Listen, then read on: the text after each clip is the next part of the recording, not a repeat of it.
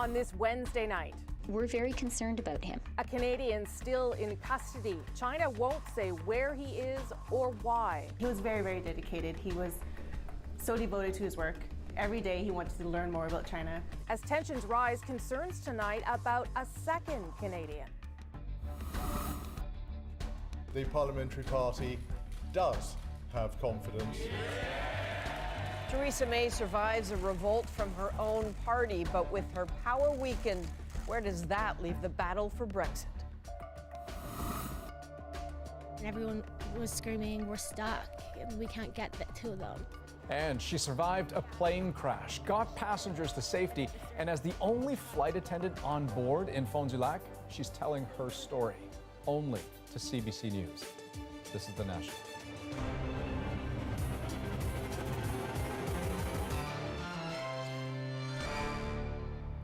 Michael Kovrig might not be the only Canadian in trouble in China. The former diplomat was detained there on Monday. Retaliation, in some eyes, for the way Huawei executive Meng Wanzhou was treated. Tonight, a new worry, a second Canadian whose whereabouts are unknown. As Katie Simpson tells us, right now, Ottawa has more questions than answers. If Canada's troubles with China weren't already enough, the Foreign Affairs Minister is dealing with a new, urgent concern. A Canadian in China reached out to the government after being questioned by Chinese authorities and hasn't been heard from since. We are working very hard to ascertain his whereabouts, and we have also raised this case with the Chinese authorities. Canadian officials also don't know where Michael Kovrig is. Beijing confirmed by fax that he is being detained, but they won't say where or why. A Chinese spokesman says the NGO Kovrig worked for isn't authorized to operate in China, while a state-run newspaper claims he endangered Chinese national security.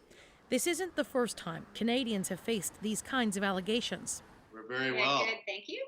Kevin Garrett and his wife Julia were living in China and carrying out charity work when they were detained in 2014. There was a really extreme psychological pressure, Yes. and the flights are on 24/7, and the interrogation is very intense and lasted 6 hours every day.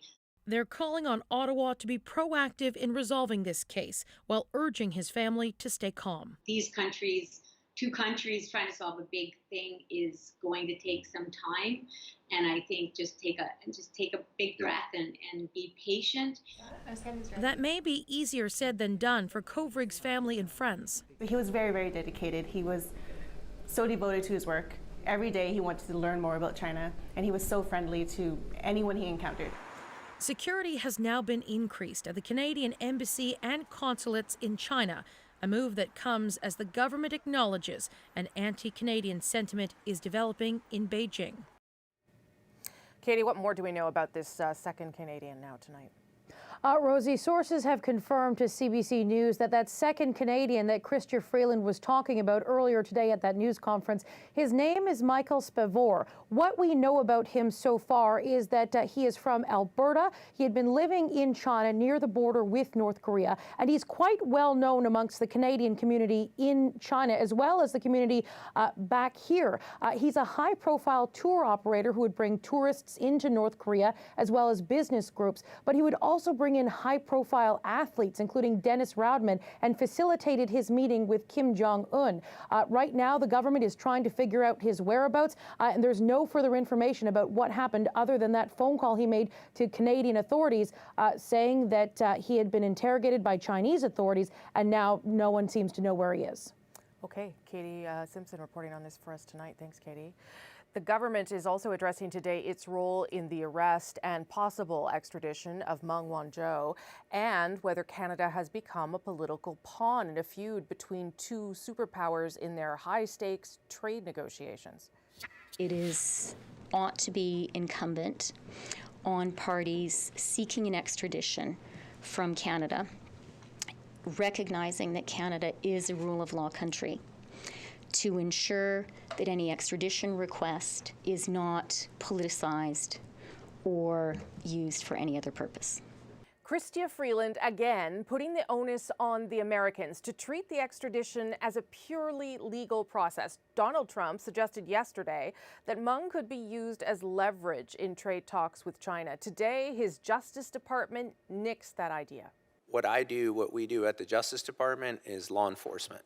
We don't do trade. We are not a tool of trade when we bring the cases. In terms of the law, Canada didn't really have many options when it came to Meng's arrest. Canada has a duty to do what we did so far, which is to arrest Ms. Meng, because the U.S. made a request under our extradition treaty for provisional arrest. But it doesn't mean Canada's hands will be tied as the extradition plays out in the courts. So the treaty doesn't actually oblige Canada to extradite full stop.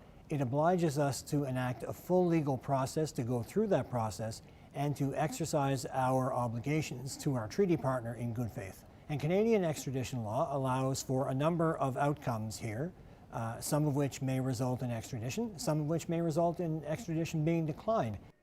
In a statement today from Justice Minister Jody Wilson-Raybould, she says the decision to extradite will ultimately be hers if the courts approve surrendering Meng to the U.S. And if this case keeps getting political, that may be a valid reason to not hand her over.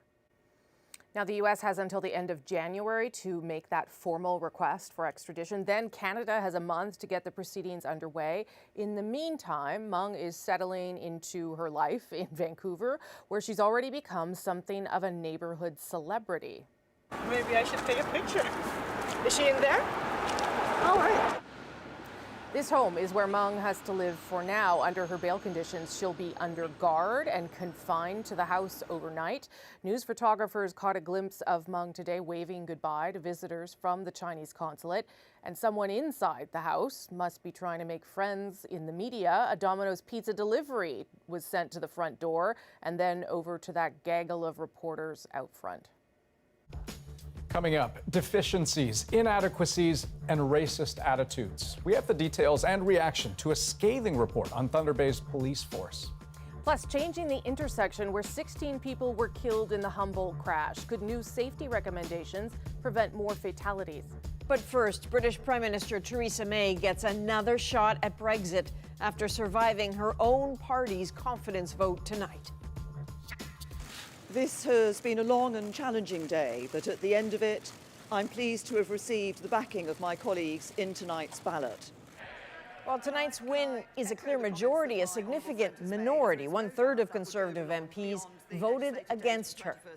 As the CBC's Nala Ayed tells us, that internal party struggle will be a real challenge for Theresa May as she tries to build support for her Brexit deal. In trying to tear itself away from the European Union, Britain has been tearing itself apart. Absorbed for months in a political drama that just won't let up. Preparations for today's episode started early. The Prime Minister vowing to fight the challengers within her own party. I will contest that vote with everything I've got. By stepping up to lead a disunited kingdom, Theresa May took on an enormous job.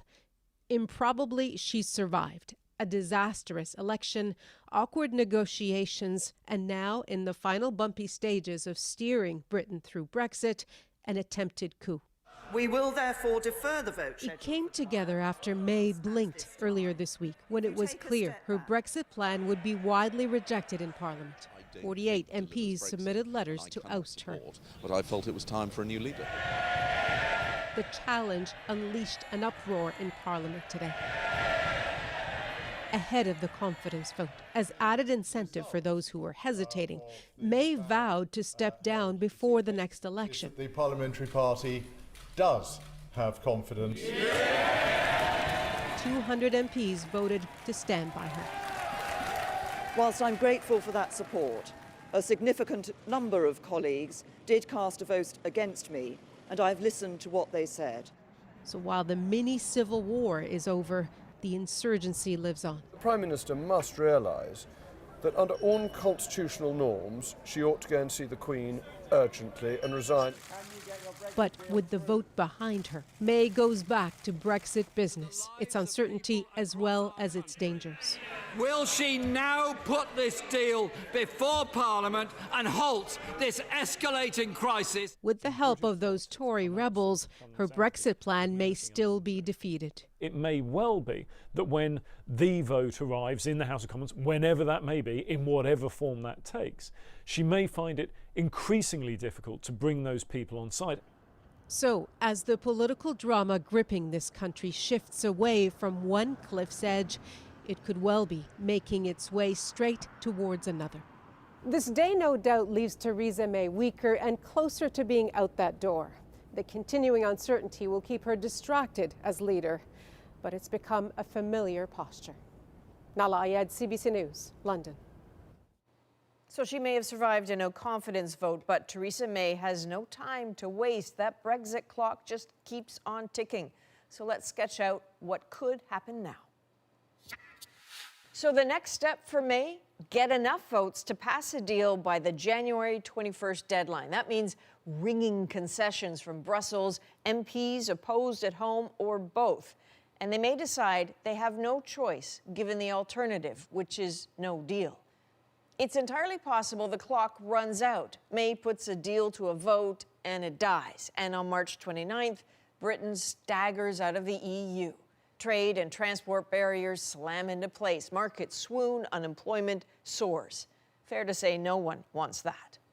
Of course, the UK could ask for more time, but the other 27 EU members would need to agree, and publicly at least, they're not keen.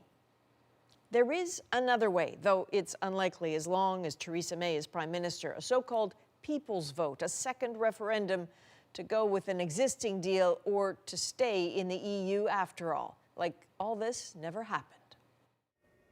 Indigenous people in Northern Ontario have been saying for decades that the Thunder Bay police force is rife with racism. Today, a groundbreaking report said they are right. Overall, I found that systemic racism exists in Thunder Bay Police Service at an institutional level. The acknowledgement drew a standing ovation, and Ontario's police watchdog said the problem runs right through the ranks. Some expressed very disturbing views. His team reviewed 37 police investigations, all involving Indigenous deaths. He said because of discrimination and a lack of training, officers didn't take basic investigative steps, even ignored evidence. At least 9 cases were so problematic, he said, they should be reinvestigated. In all, the report issued 44 recommendations, perhaps most telling that Thunder Bay's entire police department be peer-reviewed by another force for at least 3 years. So how are Indigenous people in Thunder Bay feeling now? Karen Pauls has that story. Yeah, I'm just over in this tree over here. When Brad DeBungy visits this spot where his brother Stacy's body was found, he says a prayer and offers tobacco as a gift. You come here, what do you think? How do you feel? Frustrated, angry. So how could somebody do that to another human? Indigenous people in the Stacy DeBungy's case triggered this systemic review just 25 hours after his body was found, and even before an autopsy was complete, police ruled his death was non-criminal. And I don't believe the fact that they said that he rolled in the water. I think there's foul play there.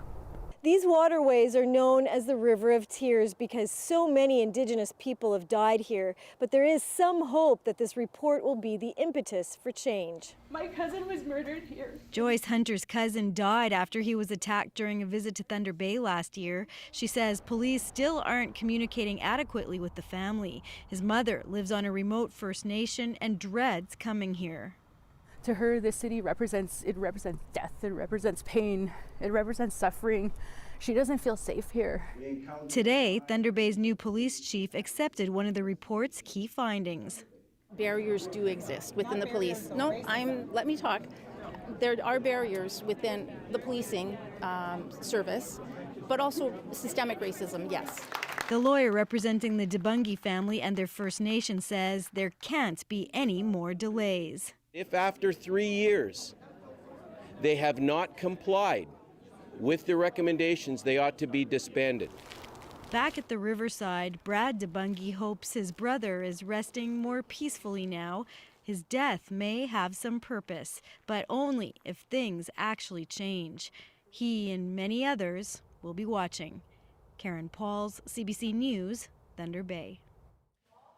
This is the now notorious intersection in Saskatchewan where 16 Humboldt Broncos team members were killed in a bus crash. But that intersection could look very different in the future. The province has taken a hard look at it, trying to figure out how it can be improved. And today we saw its plan. Olivia Stefanovic takes us through it. The magnitude of loss is still felt here. The report examining the intersection doesn't ease anyone's grief, but it does attempt to prevent more tragedies from happening. Scott Thomas watched the news conference. He lost his 18-year-old son, Evan. To have the government acknowledge that some things can be done to make it safer, just kind of put a little feeling of resignation in your heart, saying, yeah, you know, it could have been safer. The report does highlight a number of safety concerns, including obstructions to drivers' vision. The fixes: a consultant recommends the removal of trees, installation of rumble strips, larger stop and stop ahead signs, wider shoulders, and a safe access to the memorial. A recommendation was made to install rumble strips after a family of 6 was killed in 1997, but the province didn't act. Would rumble strips have helped? I would think rumble strips would have helped. This time, the province is listening, accepting all 13 recommendations from the report at a cost of approximately $1 million. But it requires all drivers to pay attention to what they're doing, follow the rules of the road. And if drivers don't do that, we're still going to have accidents. Jaskirat Singh Sidhu, the driver of the semi the Broncos bus collided with, was new to the job and the territory. He's now facing dozens of charges, including dangerous driving causing death. Scott Thomas says there needs to be a federal standard for truck driving training. They're dragging their feet on that. It's only going to make things safer if everybody's trained to a minimum standard from Victoria to Halifax. It's got to be done. Until that happens, families wait for action and answers. Olivia Stefanovic, CBC News, Toronto. Now, this Friday, we are expecting the Transportation Safety Board to give its recommendations about another deadly crash, one that happened last year in Saskatchewan's far north. West Wind Flight 280 went down just after takeoff from the Fond du Lac Airport. That's at the northern end of Saskatchewan, almost at the border with the Northwest Territories. 22 passengers and 3 crew members were on board that twin turboprop plane. Everyone managed to escape, but a few were seriously hurt. Also, a young man did die later in hospital. And for the lone flight attendant, whose quick actions are credited with saving lives that night, the memories are still fresh. Tonight, she's telling her story only to CBC News, and she is our witness. I used somebody's cell phone and I called 911. And I said, my name is Jenny Tate. I'm the flight attendant to board Westwind Aviation Flight 280. We just got airborne from Fond du Lac and we've crashed and we're stuck in the aircraft. While we're trying to kick this door open, taking turns kicking this door open, I just kept yelling remain seated because everybody wants off that plane, but there was nowhere for us to go. I think that there was 17 people that I evacuated from the aircraft, and then people were like, there's people that are stuck in the front. I maintained a very calm and authoritative manner the whole time because the passengers, they look at the flight attendant, and if they would have saw me stressing out or panicking, then that would have caused them to panic. So I remained calm and authoritative the whole time. So I'm really appreciative that now it's being recognized of what I had done that night for them. Still ahead on the National, changing the stigma by changing the language. As the number of deaths by drug overdoses continues to rise, the movement to shift how we talk about drug use takes off. Plus, meet Aidan Anderson, your new prime minister, just for the day, though. Can't wait. And the Canadian who's building a game-changing battery. Why this invention could change the world. It is science in service of society. And maybe that was the Canadian piece, that we just said, this is a noble enterprise.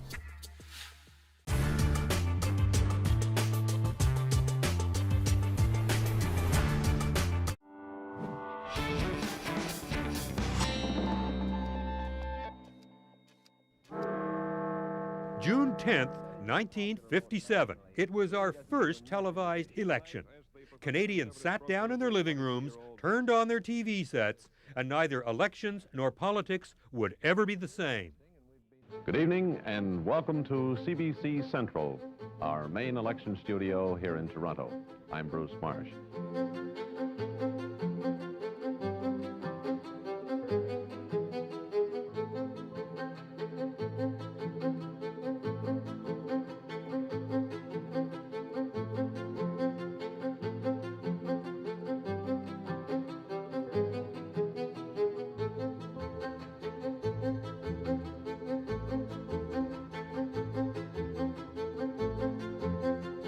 Teaming up again this year with IBM to bring you the fastest and most up-to-the-minute party standings, as well as extensive vote analysis and trend tabulations, all of which are available instantaneously on request at the push of a button. 5, 4, 3, 2, 1.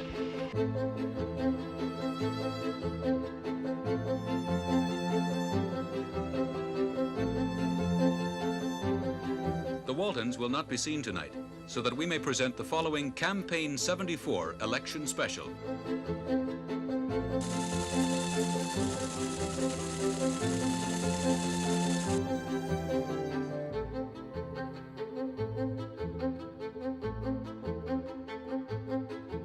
As what we did tonight was the easy work. The hard work was involved in the broadcasting tonight and the whole setup, the location inside the House of Commons.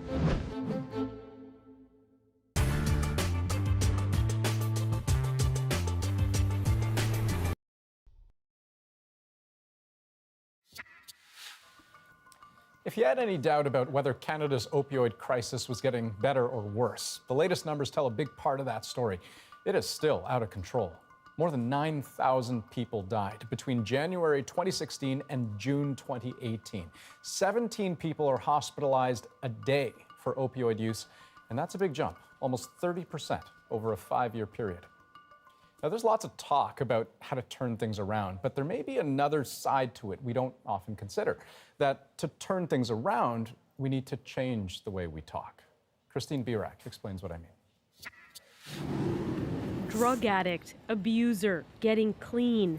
Most people don't think much about what those words mean or imply, but for Amanda Dick, they meant she didn't deserve help. People haven't become any more sympathetic necessarily towards the plight of people with substance use disorders, so it's still very shameful, and I think a lot of people are very hesitant to seek help and treatment because there's this perception that you're a bad person. And that's why those words matter. Dick's fear of becoming an unworthy stereotype prevented her from getting help or even talking about her opioid use with friends, family, and coworkers. At that point, I was absolutely terrified that anyone would ever find out. It's entirely possible that in the future our children or grandchildren are going to look back and be aghast at how we've treated people who use drugs.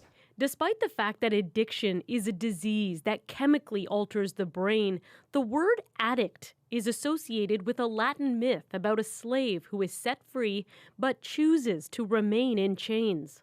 Other phrases in the English language that we use with the term abuse, child abuse, spousal abuse, animal abuse, elder abuse, in each case the thing in front of the word abuse is who or what is being harmed. But when it comes to drug abuse, who or what is being harmed? Certainly not the drugs. Medical professionals like the doctors and nurses here at the Center for Addiction and Mental Health are leading the way with language that puts people first, dropping words like addict, abuser, and clean, and simply treating patients who have a substance use disorder and their test results are positive or negative. But some say changing the larger conversation won't be easy. I've been abstinent from every drug for nearly 31 years. Sandy asked that we not use her last name. Her substance use disorder started when she was just 13. She says people judge one another and themselves.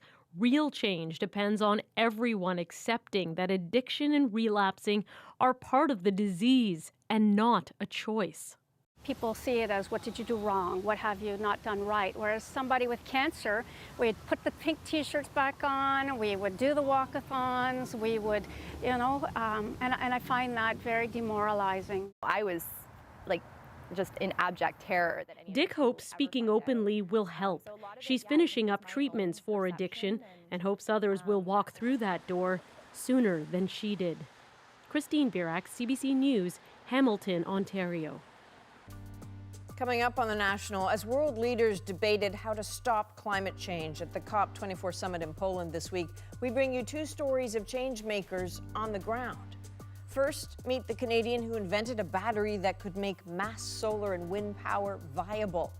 And then, it started with one farmer. Now a new way to grow rice could change the way the world eats. I didn't really have much expectations. And then, 6 weeks after planting, they called me up and said, there's a real difference in the field.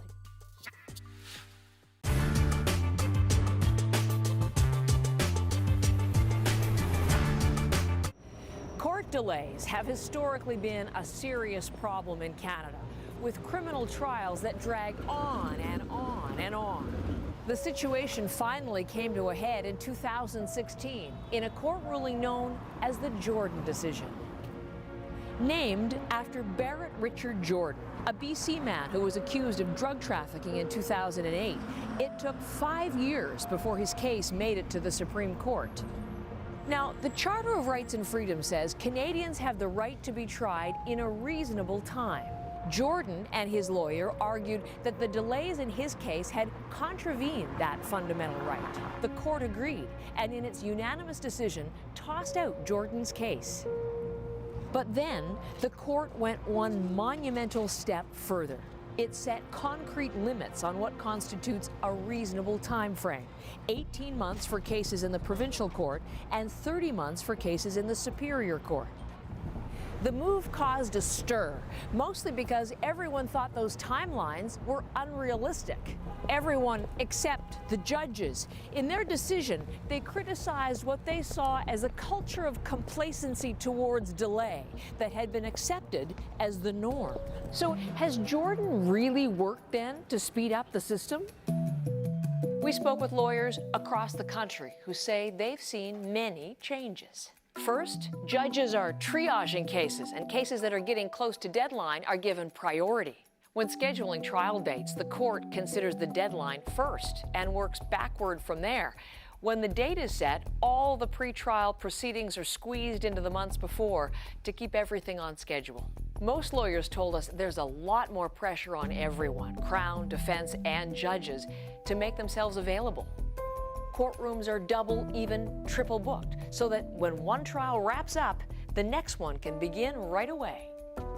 If and when either side delays proceedings for any reason, it is put on the record to document who caused the delay in case the trial goes over deadline. Even with all the adjustments, lawyers say there are still unforeseen setbacks. Adjournments, delayed evidence, witnesses who don't show up, judges who get sick.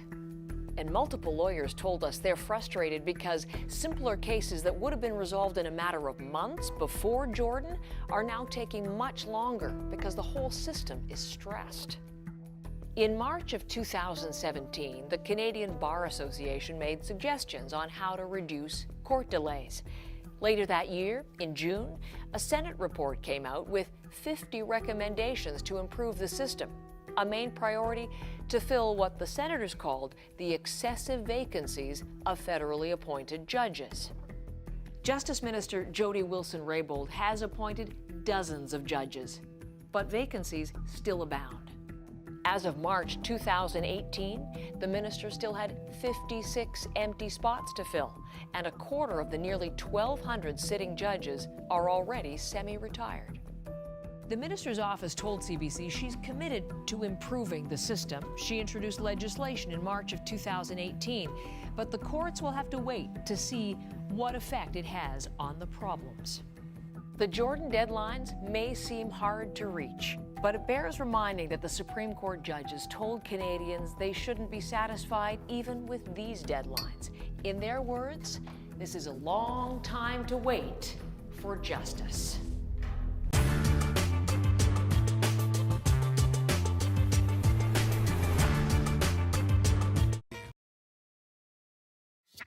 To waste this opportunity would compromise our last best chance to stop runaway climate change. It will be suicidal. A blunt warning from the UN Secretary General today. This COP24 conference is supposed to be where the targets agreed to in Paris are translated into real costs, commitments, and sacrifices, and talks have stalled. They're not going very well. It seems the technical teams of negotiators are almost exhausted. There are some countries that have gone in a different direction. So the United States, had a cool event. Canada's Environment Minister, Catherine McKenna, was referring to this, a U.S.-sponsored event earlier this week. Under President Trump's leadership, the second year in a row the Trump administration has promoted fossil fuels at a UN climate conference. Now, McKenna said that regardless of Washington's position, coal is on the decline, renewables growing. But even if they could someday replace fossil fuels, there's a problem. That energy needs to be stored, and current battery tech isn't up to the task. The solution to one of the world's most pressing problems might just be sitting in Marlborough, Massachusetts. That's where Paul Hunter takes us in this dispatch. Take a look around this corner, and there it is, at a manufacturing plant in Massachusetts, something that just might change the world. A giant battery, big enough for a whole neighborhood, and designed to be cost-effective and to keep working for a very long time. I want to have a battery that's big, reliable, safe, and will deliver electricity for decades. It's the invention of Don Sadoway, professor of materials chemistry at MIT, and it's potentially the holy grail in the push toward clean energy.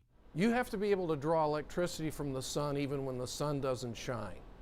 And if you can't do that, then solar power is not the answer. Think about it. The way to truly end the need for carbon-emitting power plants and embrace clean energy is to solve a key problem. Yes, we now generate electricity with wind turbines, but what about when the wind stops? And yes, solar panels now dot the landscape, but what about when the sun sets? Just as the need for power accelerates. The answer? Mega batteries charged by those turbines and solar panels that can store all that clean energy until whenever it's needed, such that wherever you are, the lights always turn on instantly, without the need for those power plants.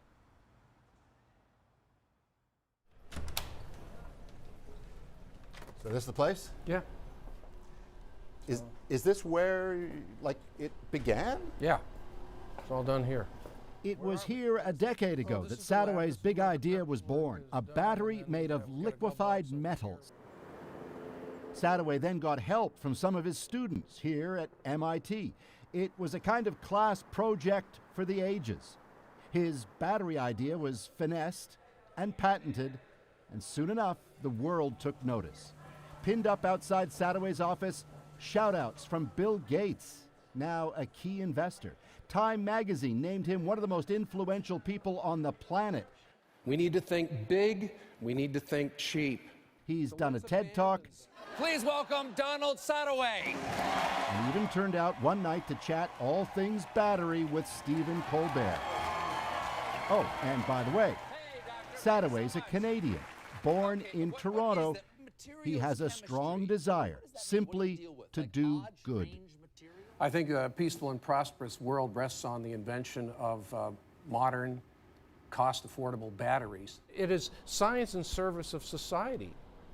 And maybe that was the Canadian piece, that we just said this is a noble enterprise, as opposed to we want to do something really cool, like we're going to write an app for an iPhone. I'm not interested in that stuff. No? This is much, much more important.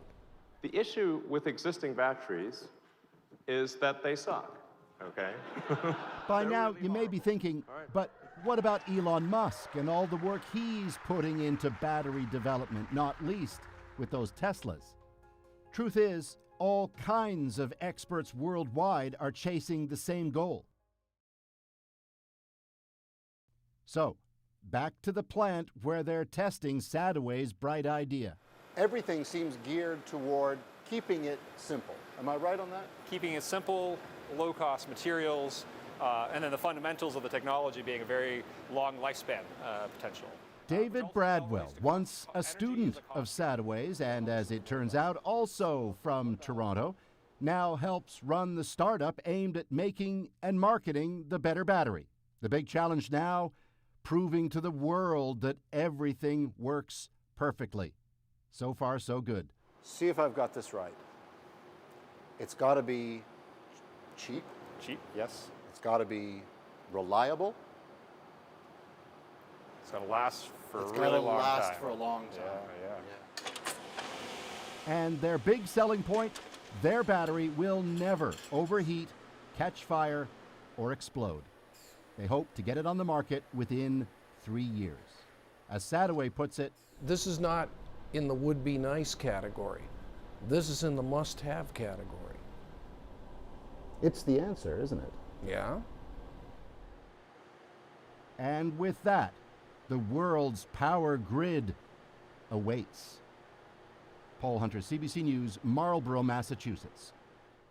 Breakthrough battery tech paired with massive growth in renewables may mitigate climate change, but some warming has already happened. More is probably inevitable. People will need simply to find ways to adapt. Consider the stakes in Africa. Already countries there import $35 billion worth of food. If the deserts keep encroaching, if the droughts get worse, feeding people will get harder and more expensive. So tonight we're asking, how do you feed a world in climate change? There's a big idea brewing around Africa's most important grain. The proof is in all the pictures. These are rice crops, and those bigger plants? In them, Jagiba Kuyate says you are looking at the future. This isn't science re-engineering rice. It's farmers finding a better way to grow it. A method with fewer seeds, less water, and somehow bigger yields. C'est les gens qui connaissent bien le riz. La réaction elle est pratiquement explosive. Sur 4 mois de culture, ils ont fait 0 irrigation pendant 2 mois. Ça, c'est extrêmement important. 2 mois, 0 irrigation, plus de 60% d'économie d'eau. To get more rice with less water might as well be magic, because rice is unusually thirsty. 2 cups of uncooked rice typically takes 1,000 liters of water to grow. And that's a problem. In that Sahel region, the sand is voracious, the creeping desert a threat to 98% of Mali alone. Rainfall is down 20% over 60 years, and the droughts are getting worse. So an idea born of inventive farmers. SRI, the system of rice intensification.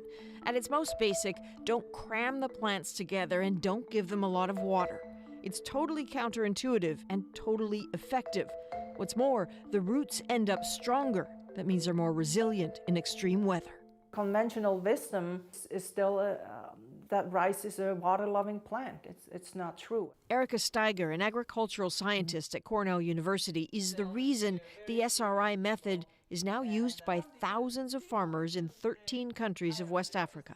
She heard it talked about in Madagascar, then brought it to Mali, introducing it to this farmer who was willing to give it a go. I didn't really have much expectations. And then, 6 weeks after planting, they called me up and said, there's a real difference in the field. The Mali farmers started cheerleading the method, training each other, and with Steiger's help, taking it to Niger, Benin, Togo, and Senegal. But it's slow. Less than 5% of the rice-growing world uses SRI. Steiger blames a corporate bias in agriculture that relies on selling new seeds and chemicals. SRI is basically the opposite. Farmers don't need to buy anything. They can produce with their own resources. They can improve their yields with their own knowledge. So there's nothing to sell. Some farmers are just so enamored with the process, they're writing songs about it. The man in the middle so inspired, he helped adapt SRI to wheat.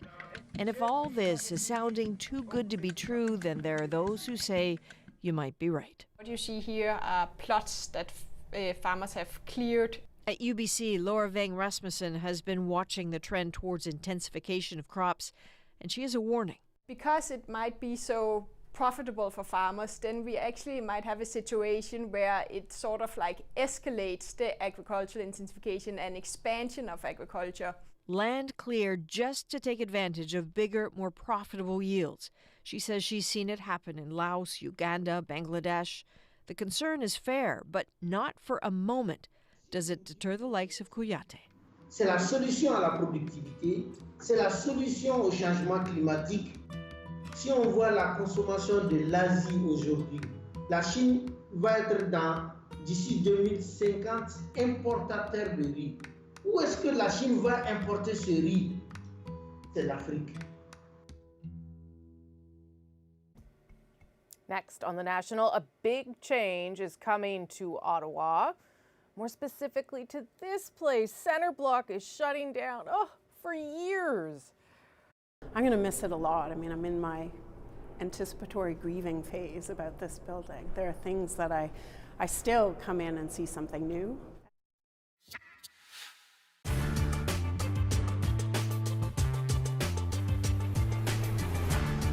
Joining me now, the band leader from Late Night with David Letterman, Paul Schaefer. Now, you were here and you in Vancouver to go to the royal dinner. When you were on Late Night with Letterman last week, you were saying just before the dinner that you had to get a pair of black silk socks to go with your tuxedo. Were you able to find any? I really had the socks. I just wanted to refer to the socks on TV, but I had them. Actually, I had to buy cufflinks, though. I forgot my cufflinks. What was the dinner like? It was great. It was, you know, it was the first state dinner I've ever been to. Did you meet? Yes, there was a reception first with a lot of dignitaries there, and I was fortunate enough to be in the company of a chap who sort of sneaked me into the reception so that I might meet the. You weren't in. You couldn't get in without being snuck in. Well. You crashed the thing, right? Lee Richardson, who is the, I believe, the executive assistant to the Prime Minister, sort of got me in. He said, "Come with me. I want you to meet somebody."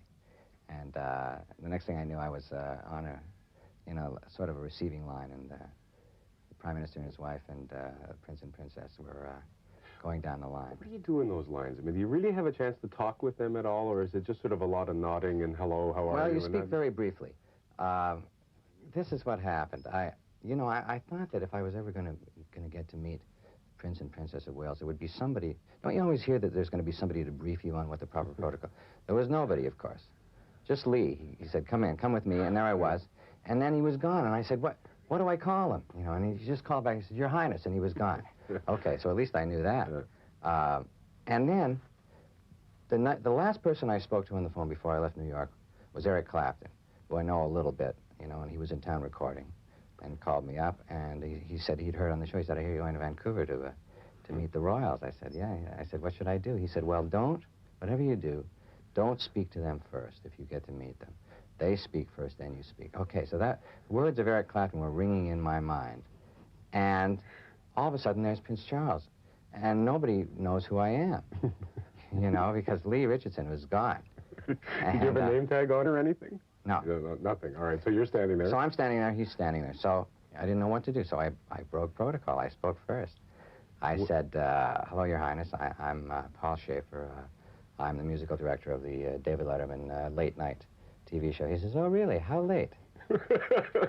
So I said, 12:30. He says, "Well, count me out."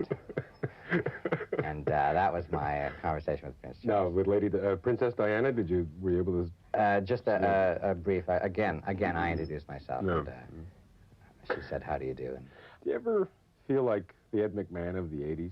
Didn't you? I mean, being a sidekick? I sure, well, you know, I guess I'm asking for it. There I am. I'm in that spot. I'm like Ed and Doc combined, I guess.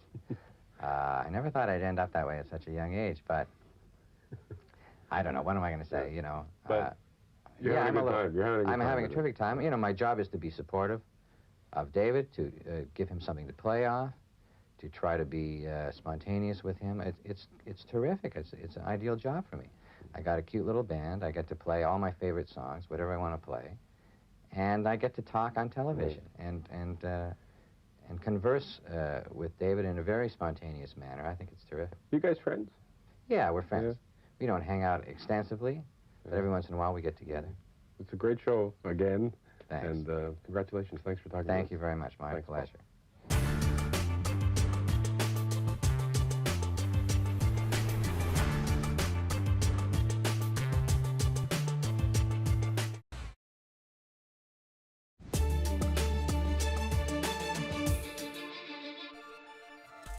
Some developing stories we're following tonight on The National. Donald Trump's former lawyer is heading to prison.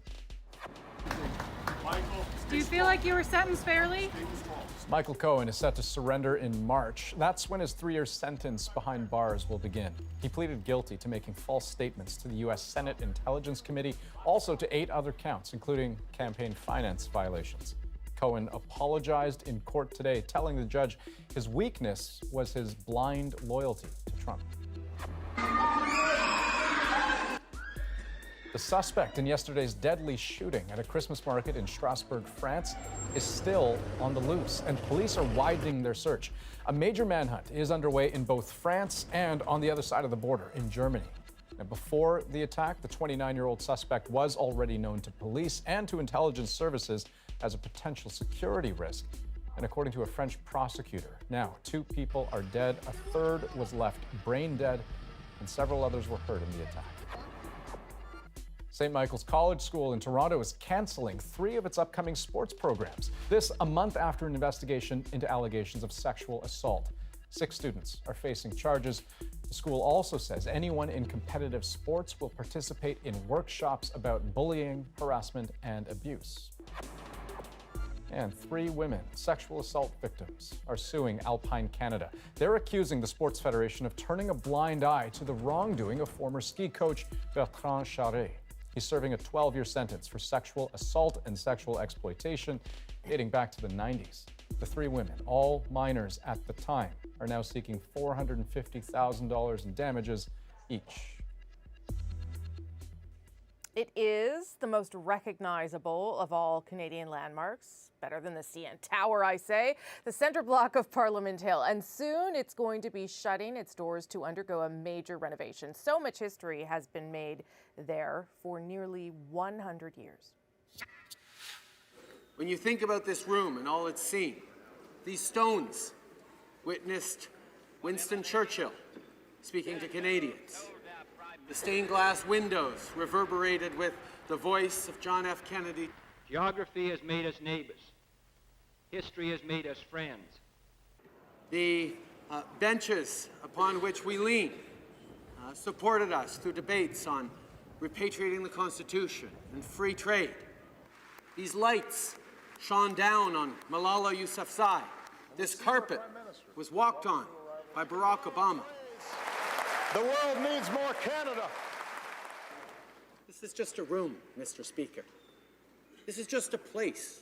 It's a lovely room. It's a lovely place. It's filled with history and stories. But this is not the center of our democracy. Democracy happens whenever MPs gather, roll up their sleeves, get to work on building a better future for Canadians.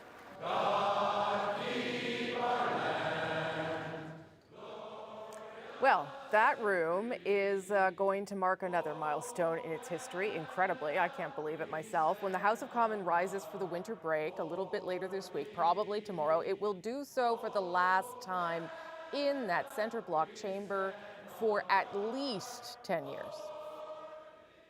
Though now they're talking about 15 to 18. David Cochran shows us the preparations now underway to repair and restore this magnificent but fragile building.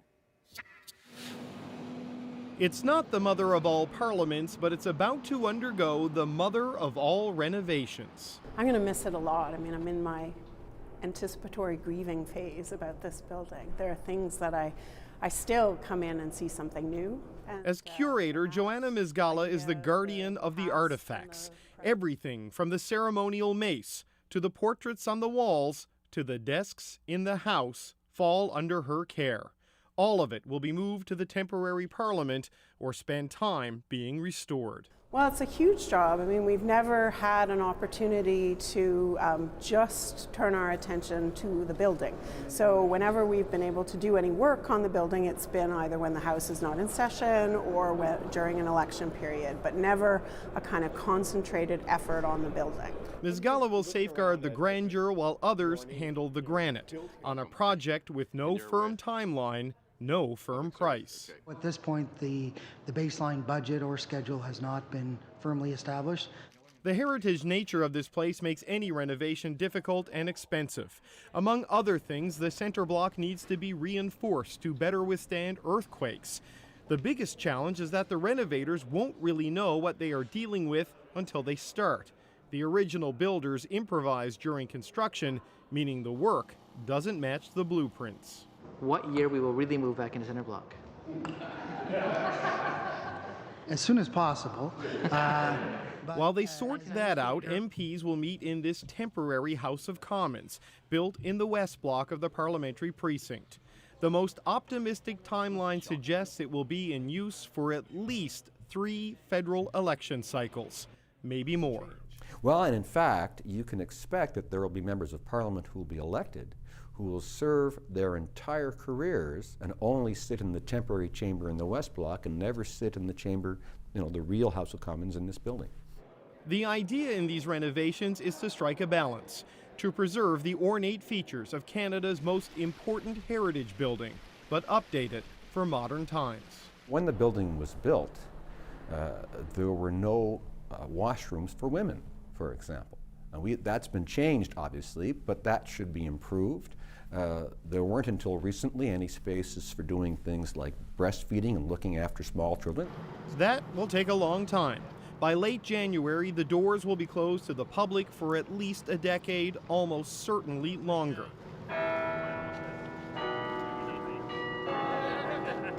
The carillon will still chime each day, at least until 2022, when the bells go silent to be restored. So come hear them while you can. David Cochran, CBC News, Ottawa. Definitely not enough bathrooms in that place. Reno's aside, it's been quite a year in Canadian politics, and no doubt it's going to be a raucous year ahead as we head into the next election. So we are bringing the At Issue panel together tomorrow for a special Q&A to take your questions. You can join all of us, Paul, Althea, Chantal, and Andrew at 1 p.m. Eastern on the National's YouTube, Facebook, and Twitter pages. But first, in case you missed it, move over, Justin Trudeau. Canada has a new prime minister, at least for today. Good morning. Or afternoon, sorry. This is Aidan Anderson, a 15-year-old from London, Ontario. You may think, hey, he looks a bit young for the job, but what he lacks in years, he makes up for in life experience. I've had 4 open heart surgeries in my life and many ambulance rides and hospital visits. Anderson was born with a rare congenital heart defect, and the Make-A-Wish Foundation made his dream of becoming prime minister come true-ish. It started yesterday with a full itinerary of official business. After an early morning meeting with one of his predecessors, he was rushed to the airport to check out his new ride. Then it was off to Reno Hall to tour the grounds. He also took part in an RCMP hostage exercise and had some fun with his security detail, all in anticipation of this morning, when he finally took his seat on Parliament Hill, an experience he described as breathtaking. It's just being in the same place that our founders were in, discussing how Canada is going to be a country. Just hours into his term, Anderson was already forming coalitions. Yeah, I'd love to work with your government. And as true politicians do, thinking about his next move and laying the groundwork for the next election. I'd like everyone here to please remember my name, Aidan Anderson. That way, when I run for Prime Minister later on in life, you can all vote for me. Thank you.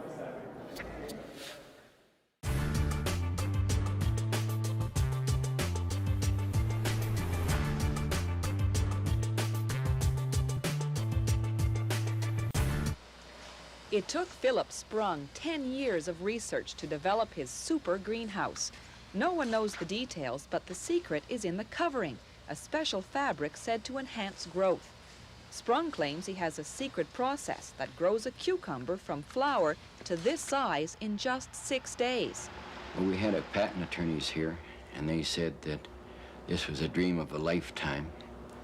We have 14 patents in the works right now, and we have another 6, I believe it is, already approved. Sprung built the first greenhouse in Calgary, but it failed. It was built on the site of an old oil refinery, and Sprung claimed gas fumes were killing his plants. He needed an investor to help relocate the business. He found Premier Peckford of Newfoundland. When I saw it and saw the thing actually growing, and a cucumber in 6 days, you know, what could you say? I mean, here is the evidence, Exhibit A, and then I said, holy smoke, let's Newfoundland be first in something. You have the most astute business people in government here than any other government in the world that I've seen. And they put together a very tough deal. They signed the deal a year ago last May. Newfoundland would invest $11 million of the $18 million price tag. 150 new jobs would be created, and Newfoundlanders would be overwhelmed by fresh produce. It'll not only reduce the amount of imports that we're having into the province, but it will also be at a price which is far more attractive to the consumer. But Sprung's problems weren't over yet. Construction took longer than expected. Then they had to go back to the government in February for a $2 million loan guarantee to keep going. By that time, Sprung Enviroponics was turning out its first cucumbers. We want to give to Mr. Toms of NTV, to Mr. Jones of CBC. But 3 months later, there was another hitch. By May, produce was flooding the market from a lot of other sources. To compete, Sprung had to sell his cucumbers for 55 cents wholesale, when it cost him $1.10 to produce them. Even selling them at half the price it cost him to grow them, Sprung couldn't get rid of all the cucumbers. You see, according to one market survey, the average Newfoundlander eats only half a cucumber a year, and attempts to export them at a profit have failed. That's why surplus cucumbers have ended up in places like this. Recently, the Newfoundland government guaranteed another $2.6 million loan to keep the company afloat. It is a critical situation. I know in my own heart and soul that what we have here is going to work, so it's only a matter of time, and there'll be cucumber over all kinds of people's faces.